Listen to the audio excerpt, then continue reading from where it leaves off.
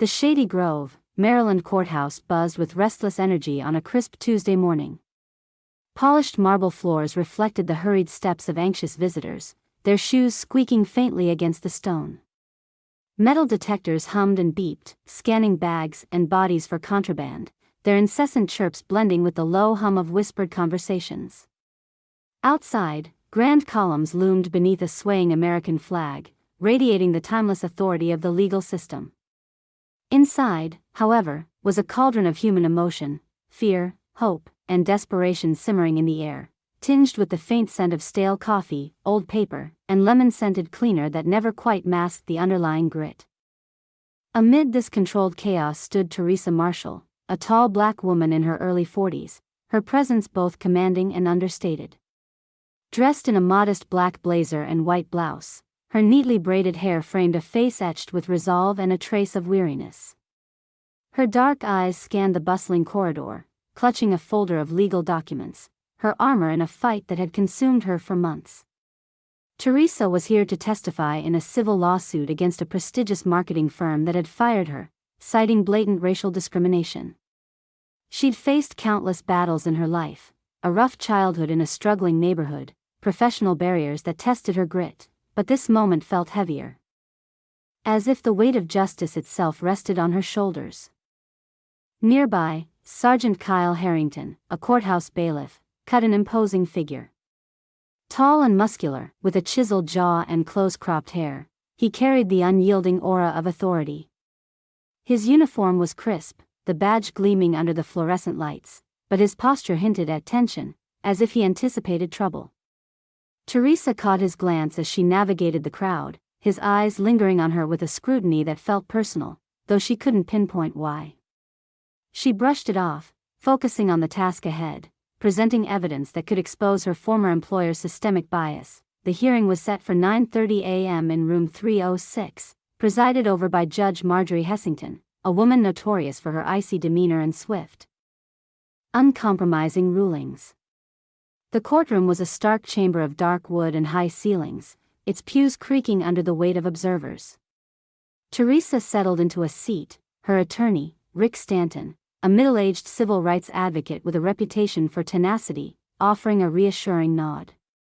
Across the aisle, the opposing counsel, representing the marketing firm, exuded confidence, his slick hair, tailored suit, and subtle smirk suggesting he believed the case was already won. Harrington stood near the door, his gaze sweeping the room, often settling on Theresa with a hardness she couldn't ignore. Judge Hessington emerged from her chambers, her black robe billowing as she took her seat. The gavel struck, silencing the room. Theresa's heart pounded, her palms damp against the folder in her lap. She'd spent months preparing with Rick, compiling evidence, discriminatory emails, performance reviews that glowed until a new manager took over, and data showing she was repeatedly passed over for promotions despite outperforming colleagues. This was her chance to speak truth to power, not just for herself, but for countless others silenced by corporate machinery. Rick began, projecting slides of Theresa's stellar performance reviews, client testimonials, and a sharp decline in her evaluations after a new manager, rumored to have made racist remarks, assumed control. He argued that the firm's actions were not isolated but part of a pattern of bias. The opposing counsel countered with a sneer, painting Theresa as a disgruntled employee chasing a payout. His words stung, but Theresa held her composure, her eyes fixed on the judge. Hessington's expression remained cold, her pen scratching notes with mechanical precision, offering no hint of empathy. Theresa's testimony was the heart of the case. Standing before the court, her voice trembled at first but grew steady. "This isn't just about me," she said, her words carrying the weight of years of frustration. "It's about every employee overlooked, underpaid, or mocked because of their race. I have evidence, emails, data, that proves I was targeted." Her gaze swept the room, daring anyone to dismiss her. The observers leaned forward, some nodding faintly, but Hessington's face was a mask, her eyes flicking between Theresa and the screens displaying Rick's slides. As the hearing progressed, tensions escalated. The opposing counsel's cross-examination was brutal, twisting Theresa's words to suggest she was unreliable. When she requested to present new evidence, emails the defense had failed to disclose, Hessington's patience snapped. "That's enough, Ms. Marshall." The judge barked, her voice slicing through the room. Theresa, undeterred, clarified that the emails were critical, but Hessington's frustration boiled over. "If you speak again out of turn, I'll have you removed from my courtroom." The rebuke stung, but Theresa's resolve flared. She wouldn't be silenced, not after coming this far. Sensing her defiance, Hessington pointed a finger. "Since you cannot follow instructions, Ms. Marshall, I'm ordering you to leave." The gavel slammed, echoing like a gunshot. Gasps rippled through the crowd. Rick leapt to his feet, pleading that the new evidence could shift the case, but Hessington cut him off. "Bailiff, remove Ms. Marshall now." Harrington stepped forward, his boots thudding against the floor. "Ma'am," he said, his tone stern, "you need to leave." His handcuffs clinked ominously at his belt, a silent threat. Theresa's world tilted. Being thrown out could discredit her testimony, her evidence buried, her fight for justice derailed. Desperation clawed at her, but Rick placed a gentle hand on her shoulder. "Let's go," he whispered. "We'll figure it out." Hot tears of frustration prickled her eyes as she gathered her files, the pages trembling in her hands. The courtroom watched, some with pity, others with smug satisfaction, as if her removal confirmed their biases. Harrington's hand closed around her upper arm, guiding her firmly toward the aisle. The contact sent a flush of anger through her. Why is it always so easy to silence black voices? She thought, her jaw tight. She'd faced adversity before, but this felt like a betrayal of the justice system she'd trusted to hear her. As they reached the double doors, Harrington's grip tightened briefly, a subtle assertion of control. Theresa bristled but held her tongue, knowing any outburst could be used against her. The doors closed behind them, muffling the courtroom's murmurs. The corridor stretched before her, its fluorescent lights casting harsh shadows. Time crawled. Harrington jotted notes on a small pad, glancing at her as if documenting her every breath. She resented it, feeling like a suspect in a crime she hadn't committed. Beyond the courthouse windows, life continued. Cars honked, pedestrians hustled to meetings, the sun climbed higher. Yet Theresa's world felt frozen, her hope dwindling. After a tense silence, Harrington spoke, his voice less harsh. "Look, lady, you put me in a tough spot. The judge ordered me to remove you. I was just following orders." Theresa recognized the excuse. A refrain she'd heard too often. She met his gaze, her voice calm but firm. "I understand you have a job, Sergeant, but it matters how you do it. One day, you might face injustice. Remember how you treated people when you had power." His features hardened, as if her words struck a nerve, but he turned away without replying. Theresa watched him go, a swirl of pity, anger, and determination settling in her chest. He was a cog in the system, but cogs could choose how they turned. She leaned against the wall, her documents clutched to her chest, clinging to a thread of hope. Rick had yet to emerge, and her phone remained silent. Little did she know, chaos was unfolding inside the courtroom, and a single phone call was about to upend everything. Back in room 306, Rick stood at the plaintiff's table, face flushed with urgency. He brandished the new emails, arguing they proved Theresa was targeted due to her race. "These are undeniable," he said, his voice rising. "The defense hid them to protect their client." Hessington scowled, threatening contempt if he didn't calm down. The opposing counsel dismissed the documents as irrelevant, his confidence faltering. The room buzzed with tension. The bailiff struggling to maintain order, then, the courtroom doors burst open. A breathless clerk rushed to the bench, whispering urgently to Hessington and handing her a folded note. The judge's annoyance morphed into surprise, her brow furrowing. She cleared her throat, pounding the gavel. "We're going into a 15-minute recess," she declared sharply. All parties remained nearby. Confusion swept the room. Lawyers exchanged incredulous glances. Rick tried to approach the bench, but Hessington waved him off. "Counselor, I said we're in recess." She rose and marched to her chambers, the clerk trailing behind. The opposing counsel, moments ago smug, now looked as puzzled as Rick.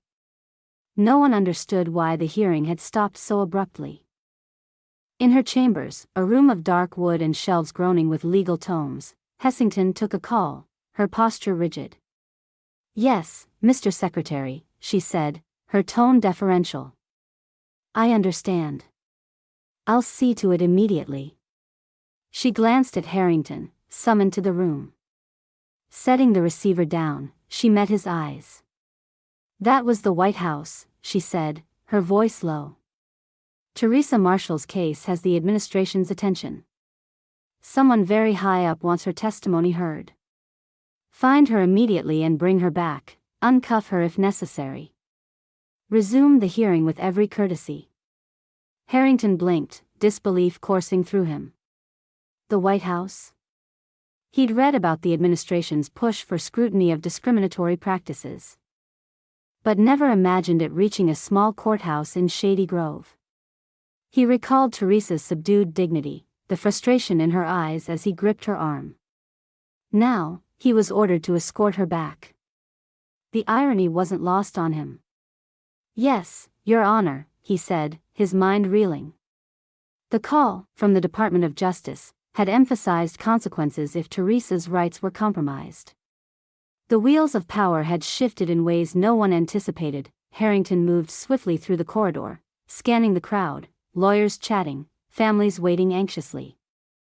He spotted Theresa near the exit, tears glistening on her cheeks, her posture defiant yet vulnerable. She stiffened as he approached, expecting more harassment. "Ms. Marshall," he said, his voice softer, "you're requested back in the courtroom." "By whom?" she asked, her tone guarded, hugging her documents closer. "The judge," he replied, avoiding mention of the White House. "The hearing's resuming, and she wants you back." Theresa studied him, suspecting a trap. But his demeanor had shifted, no longer the rigid enforcer, but a man caught in an unexpected tide. She glanced at the elevator, then her silent phone, wondering if Rick had worked a miracle. Her mother's adage echoed in her mind, "Sometimes justice comes from places you least expect." She nodded curtly. "Fine. Let's go." They walked side by side, the dynamic between them altered. Onlookers who'd seen Harrington march her out now gawked at the reversal, whispering as they passed.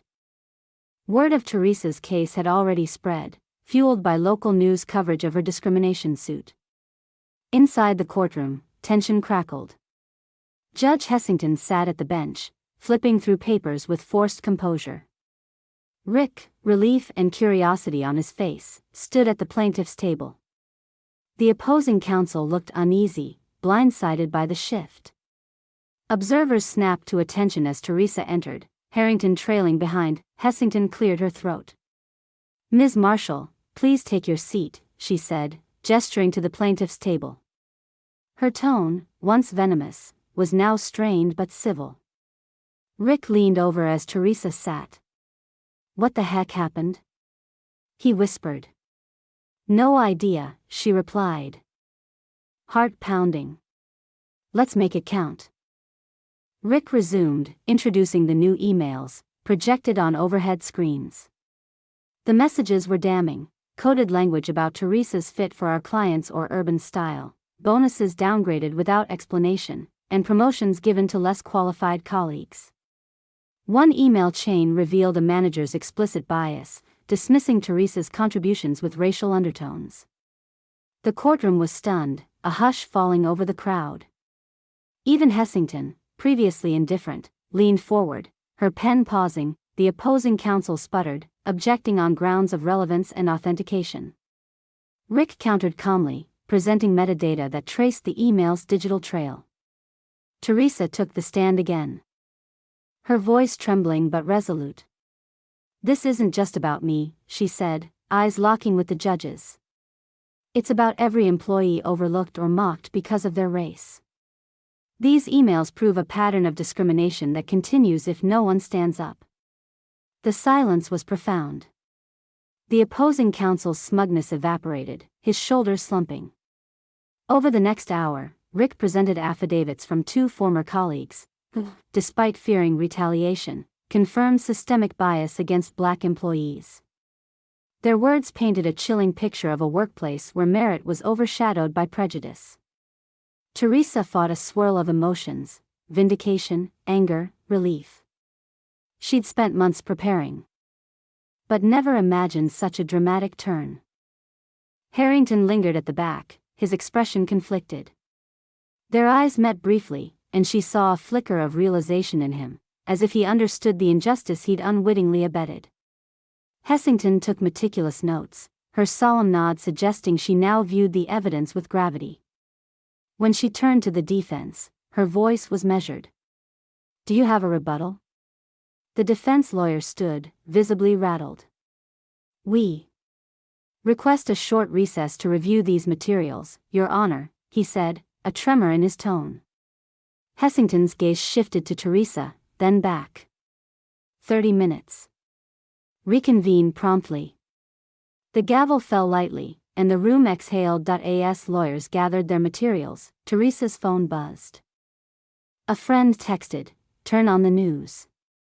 Your case is making headlines, something about the White House." Her eyes widened. She'd gone from an ordinary citizen seeking justice to the center of a national storm, uncertain yet hopeful. During the recess, the courthouse halls buzzed with speculation. Rumors swirled: the DOJ was investigating, a high-ranking official had intervened, even the president might have called. Rick ducked into a quiet corner with Theresa, texting journalist contacts to confirm the story's spread. The emails, leaked to news outlets, had caught the administration's attention, aligning with its focus on racial justice. "This is a game changer," Rick murmured. "They're saying it could set a precedent for anti-discrimination enforcement." Theresa's heart raced. "I never wanted this spotlight," she said, "but if it changes a broken system." Harrington approached cautiously, hands at his sides. "Excuse me," he said, clearing his throat. "I owe you an apology. I was doing my job, but I see how it looked, how it felt. I'm sorry." Theresa searched his eyes, finding regret mingled with discomfort. "I accept your apology," she said quietly. "But it doesn't undo what happened. We all have a role in fixing this system." Harrington nodded, mentioning a transfer to community relations to do better. As he walked away, Theresa felt a weight lift, not forgiveness, but a recognition that change could start with one person's self-awareness. The hearing resumed, but the defense's rebuttal was weak, claiming the emails were unrepresentative. The damage was done. Hessington scheduled a separate hearing for damages and injunctive relief, and the DOJ requested records for federal review. As the session adjourned, reporters swarmed outside. Theresa, unaccustomed to the glare, spoke briefly. "I want justice for anyone facing discrimination. I hope this encourages others to speak up." Her words went viral, flooding social media with support. The marketing firm's stock plummeted as consumer confidence wavered, and whispers of class action suits grew louder. Behind closed doors, the firm scrambled, offering a settlement. In a polished conference room, with a DOJ liaison observing via video, Theresa and Rick negotiated. The firm proposed a multi-million-dollar payout, a diversity audit, and a vague apology. Theresa pushed for stronger language, an unequivocal admission of wrongdoing, and third-party oversight for hiring and promotions. The firm's lawyers balked, but with DOJ scrutiny and public pressure mounting, they relented. After marathon talks, the agreement included leadership shakeups, 2 years of oversight, and a formal apology acknowledging discrimination. When Theresa signed, relief and triumph washed over her. The White House call, media frenzy, and her unwavering resolve had converged into a historic victory. The settlement dominated headlines, hailed as a landmark for corporate accountability. Theresa shared her story selectively, focusing on systemic change. The firm fired the manager responsible, and HR records revealed ignored complaints, forcing a top-down review. Employees, inspired by Theresa's courage, came forward with their own stories. Emboldened to demand change, Harrington reached out, requesting a meeting. They met at a small cafe near the courthouse, where he expressed deeper remorse. "I've asked for sensitivity training for officers," he said. "I want to ensure this doesn't happen again." Theresa nodded. "Change starts with conversations like this," she said. They parted with mutual respect, a bridge built through accountability. At a final hearing, Judge Hessington entered the settlement into the record. "Ms. Marshall, do you feel this addresses your concerns?" she asked, a hint of respect in her eyes. "Yes, Your Honor," Theresa replied. "It's a step toward real justice." Outside, she told reporters, "This victory is for everyone fighting discrimination." Her words echoed as she descended the courthouse steps, feeling lighter than ever. Theresa's life slowly normalized, though forever changed. She launched a consultancy to foster inclusive workplaces, advising firms with Rick's help. A DOJ letter commended her for exposing systemic bias, a surreal acknowledgement of her impact. One rainy afternoon, a rainbow arched over her neighborhood. Theresa smiled, seeing hope. Her journey, from courtroom humiliation to a White House intervention, proved that even entrenched systems could shift with perseverance, allies, and a spark of justice. Her fight began as a single case but became a national story that rattled corporate offices and echoed in the White House. Theresa Marshall showed that standing firm in truth can move mountains. If this story inspired you, like, share, and subscribe. Help spread her story and spark change. Together, we can build a more equitable future.